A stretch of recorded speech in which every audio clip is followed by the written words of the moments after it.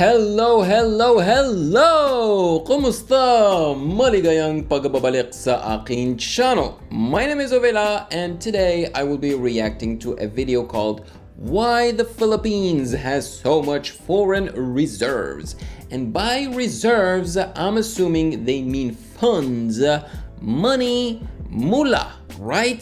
Because that's the interesting part here, and that is what is piquing my curiosity, and that's why I decided to react to it, because from time to time YouTube likes to suggest these videos to me on the main YouTube page. Okay, so as soon as I saw it, I was like, I'm curious. I'd like to learn more about this and share it with my subscribers. Speaking of subscribers, I would really appreciate it if you would consider subscribing to the channel and of course smashing that like button, and make sure to follow me on Instagram at Music Game News, because that is where you can DM me your suggestions.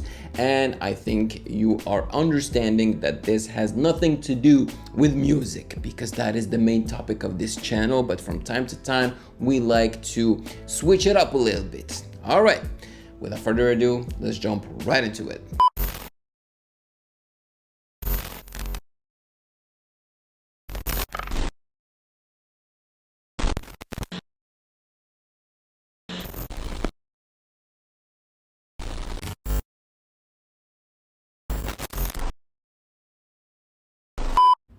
One of the biggest economic engines of the Philippine economy is largely due to its large foreign reserves. Okay. The Philippines, there you go. Economy, so money. according to the latest World Bank data published for the year 2021, has shown that the country... Fun fact, my dad actually worked for the World Bank for 2 to 3 years. Yep, when we lived in Morocco. has about 108 billion US dollars in total reserves. At What? this size, it makes the Philippines one of the largest in the entire Asian continent. What does that mean?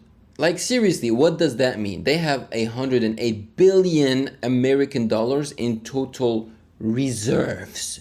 What does that mean? Reserves. Why can't they use that money to improve the country? Why is it reserves? Is it like, oh, just in case something drastic happens to the country and then they can actually use that money? How does it work? However, at the same time, this figure is often the center of several debates. On the one hand, people claim that it is very low, and they would go on to compare this figure to countries like Japan or China. But if we even take a look closer at its neighboring bloc known as Southeast Asia, countries like Malaysia, Thailand, and Indonesia have higher reserves than the Philippines. Really? Thailand, for instance, even has over $246 billion in foreign reserves, which is more than double that of the Philippines. Yup. However, despite being a lagging country, as some have stated, there are still arguments that go into play while the Philippines has an adequate amount of foreign reserves, which are vastly underappreciated. And here's why. The basis on how we should form this debate should not just be about the number of foreign reserves a country has. Okay. Having a large number of foreign reserves is indeed important, but it does not cover the adequacy in the face of external shocks. This is one of the most important factors in determining how big a country's foreign reserves. What do they mean by external shocks? You know, they have to explain these things to us. They can't just throw out words. Are one that is often misunderstood and missed out on when citizens talk about it. This is also a big part of why the Philippines is not at risk for territories when it comes to foreign debt. People say that the country owes too much money to foreign lenders such as China or even at times Japan, yet they forget that the country also has a big amount of foreign reserves, adequately enough. So is he referring to a country's debt? You know, because as far as I know, the country with the most debt in the world is the US. So compared to its foreign debts. But to truly understand how important the Philippines' foreign reserves are, you must first take a look at the first key data point. According to the World Bank's 2021 data, which shows what is known as the total reserves in months of imports, meaning how much reserves a country has relative to its imports, shows that the Philippines has the highest in all of Southeast Asia's biggest economies. As of the 2021 data, the Philippines has about 10 months of total reserves in months of imports. Thailand, for instance, has only about 9 months of total reserves in months of imports, Pretty whereas close. even Vietnam only had 4 months. This is also a necessary data point that showcases how much the Philippines can absorb in the case of a downturn. For instance, we have seen several commodity shocks in recent months I where see. oil and gas had seen Okay, so yeah, the reserves are meant for when a country is in trouble, so they would have to use that money that's in the reserves to sustain a healthy lifestyle. That's what I'm understanding from this. prices skyrocket. This has caused a strain on Philippine importation, but it was adequately met due to considerable foreign reserves. Furthermore, imports aside, another key aspect that shows how robust the country's foreign reserves are is due to external debt. The dataset of the World Bank, which calculates the total reserves as a percentage of external debt, is the second factor here. Because foreign reserves are also what is being used to pay the external debt. You borrow in US dollars, you pay in US dollars. The risks here are likely disastrous. Foreign debt has crumbled several economies globally. The Philippines crisis in the early 1980s was even a historical case related to its foreign debt. Therefore, the need to have larger foreign reserves over its external debt is necessary. Of As of course. 2021, the Philippines has about 102.2% of total reserves as a percentage of external debt, higher than both Vietnam and Indonesia, and only behind Thailand. This Okay. is an important factor in understanding that the Philippines is actually in a better position Yup. when it comes to adequacy in foreign reserves. True. It is also worth noting that foreign reserves play a crucial factor in a country. The larger it is, especially compared to its foreign debts and So basically, the Philippines can reimburse the debts that they have, the external debts that they have, better than the two countries that were below the Philippines. imports may suggest that the country can be more stable. There were more than several cases in history other than the 1980s of the Philippines crisis that caused a downturn of events when it comes to foreign reserves. One very big example is the 1997 Asian financial boy, crisis, check where out the economies Philippines. from both regional blocs of Southeast and East Asia saw tremendous capital outflows. This wrecked governments to private corporations declaring bankruptcies and financial Yikes. institutions because their foreign reserves had gone empty. This led the likes of the International Monetary Fund and the World Bank to issue tens of billions of dollars of emergency loans just to make sure they survive. Moreover, one can also see that having such high foreign But that's dangerous, man. When the World Bank and the International Monetary Fund lends you money, it's lending money, right? They're not giving you money. It means that in time or with time, you will have to reimburse them. And that's why debts are so freaking dangerous. Just as a general advice, if you can afford not to basically borrow money, from people or banks, please do not do it. Do not borrow money if you can avoid that, because you will be in debt. And in general, with banks, they will add interest, meaning that you will have to repay the money that you have borrowed with a little bit of extra. Okay, so if you can avoid doing that, do it. Avoid borrowing money. Okay, it's a very dangerous cycle. And if you have a credit card, because that's how credit cards work, right? Like you are actually using the bank's money to pay for stuff, and then you have to repay that credit card. So if you have a credit card, and unfortunately in this world we we have to have credit cards because of the history that banks and corporations need to have from people in order to see if they have a healthy bank account and if they spend their money wisely and stuff. Basically, to see if they can trust you, we have to have a credit card. So if you have a credit card, if you actually use it, you have to repay that money as soon as possible, because otherwise they will put interest in there, and that's not good for anybody. Reserves is also important for both investor confidence and credit worthiness. The latest S&P credit rating, for instance, sees that the Philippines has a rating of BBB+, which makes the country's rating higher than Indonesia and Vietnam, and on the same course as Thailand. It is even higher than other newly industrialized countries, such as Mexico, South Africa, and Brazil. And despite these, it is regrettable that Filipinos have misunderstood. So they tell us the credit rating of the Philippines is BBB+, but they don't actually show us the rating scale. We don't know where BB+ is situated.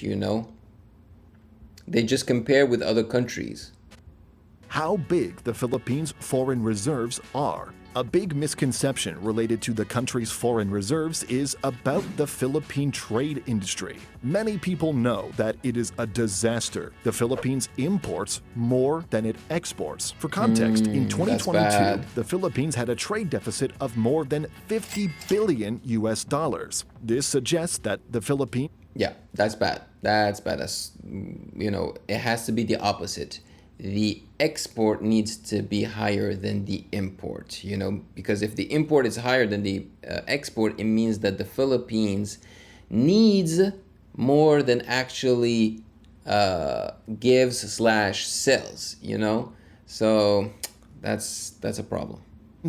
Imported more goods than it exported, which is a bad sign indeed. However, it is also worth noting that despite the country's bad trade deficit, which is not limited to 2022 alone but has occurred several times in the past decades, still saw the overall balance of payment, which is a concept that calculates the inflow and outflow of money, is overall positive. That is why the Philippines, even despite having a trade deficit of billions of dollars, has still seen a continued increase in foreign reserves. There are big players in the entire balance of payment industry of the Philippines that have helped push the country's overall foreign reserves accumulation. Factors are all but forgotten, as most people often only focus on merchandise trade. For instance, the Philippines is a big player in the entire business process outsourcing hub. The Philippines, even though it imports more goods than exports, actually exports more services than imports. Indeed, a huge part of all of these is due to the call center industry, which has garnered billions of dollars every single year in foreign inflows. According to the latest... That's true, man. A lot of Filipinos work in call centers because Filipinos tend to speak multiple languages, and because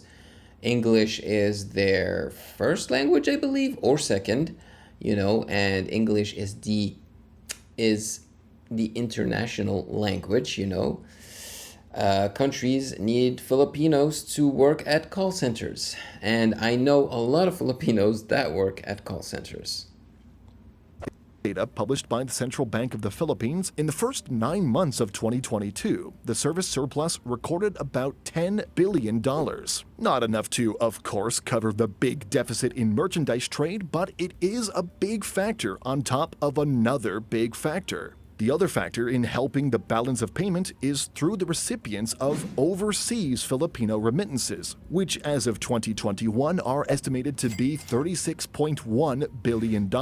Other factors are also at play in the industry other than OFW and BPOs. We can also say, and be thankful for, the prudent monetary policy adopted by the Central Bank of the Philippines. This policy has helped manage capital flows and eventually the buildup of foreign reserves. This is likewise a huge part when we talk about the entire foreign reserves of the Philippines. These factors, from service exports to overseas Filipino workers' remittances, have helped not only alleviate the burden of having a big merchandise trade deficit, but also help increase the overall foreign reserves of the Philippines to where it is today, at a level that has arguably made made the country's overall economic positioning to external shocks safer. But this is not to claim that the Philippines should focus on where it is today. Of course, the Philippines must fix its merchandise deficit. It cannot solely rely on services and remittances forever. But it is a video that states that despite most people's claim that the Philippines is in a terrible position due to its lack of exports, is entirely a one-sided view and must take into consideration the fact that there are also other factors playing within the Philippine economic landscape. And finally, while these data points from the World Bank show that the Philippines is indeed ahead against most of its Southeast Asian peers when it comes to external shocks, it is also not limited to its neighboring bloc alone. Comparatively, the Philippines, as of 2021, has a higher level than other newly industrialized countries such as Mexico, Turkey, South I wonder why the Philippines is amongst the world's fastest growing emergency markets. Why is that? Africa, and even a developed country such as South Korea. Likewise, this video is also not to claim that the Philippines has a higher foreign reserve, but to stress the importance of being safer from external shocks. But anyway, do let us know what you think. Why do you think the Philippines has a higher foreign reserve? Or let us know why you think we are wrong and why the Philippines are actually in a bad position. Thanks for watching. Yes, please let me know in the comment section below if you agree with this video. So yeah, I guess the point of having a lot of foreign reserves is to be safer against external shocks. That's what he calls it. But basically, if the country is in need of money, and if that happens, they will be able to sustain their usual lifestyle for about 10 months, if I understood correctly, which is insane, right? All that amount of money, all those billions will only help you for 10 months? That's crazy. That is just crazy to me. It's insane. But it's good to know that the Philippines, even though their foreign reserves are not as high as the others, most of the other Southeast Asian countries, the difference between the foreign reserves and I believe the import and export difference and the money that they use, they are positioned better than most. Except for Vietnam. I think Vietnam is number one, Philippines is number two or something like that. I'm not someone who's really into economics. Oh my gosh, it's really hard to say, but I know the basics. I went to university for a semester. I learned about economy, and I know the basics of banks and stuff. I know that it's dangerous to borrow money from banks, and be in debt and stuff like that. Like, debts have always scared me tremendously. My parents taught me from a very young age that it's really bad to borrow money, whether it be from people or banks. So yeah, but still, I wish I understood economy a little bit better to understand this video better, but I think I understood the gist of it. So if you are more fluent in economy, then do not hesitate to teach me and the others in the comment section below. Maraming salamat po. And of course, if you found value in this video, then do not hesitate to check out my other reaction videos right here.